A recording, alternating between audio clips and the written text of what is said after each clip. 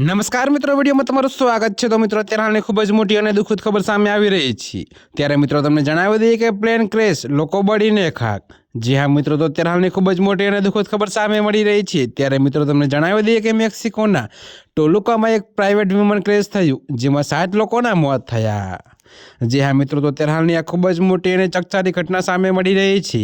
ત્યારે મિત્રો મળતી માહિતી મુજબ વિમાને એકાપુલ્કોથી ઉડાન ભરી હતી, પરંતુ મિત્રો તેમાં ટેકનિકલ ખામી સર્જાતા પાયલોટે પ્લેનને એક ફૂટબોલ મેદાન પર ઇમરજન્સી લેન્ડિંગ કરવાનો પ્રયાસ કર્યો હતો। જી હા મિત્રો, તો તમને વધુમાં એ પણ જણાવી દઈએ કે જોકે મિત્રો મળતી માહિતી પ્રમાણે પરંતુ વિમાન એક ઔદ્યોગિક ઇમારતની છત સાથે અથડાયું, જેના કારણે ભીષણ આગ લાગી। તો મિત્રો અકસ્માત બાદ 130 લોકોને બહાર કાઢવામાં આવ્યા છે।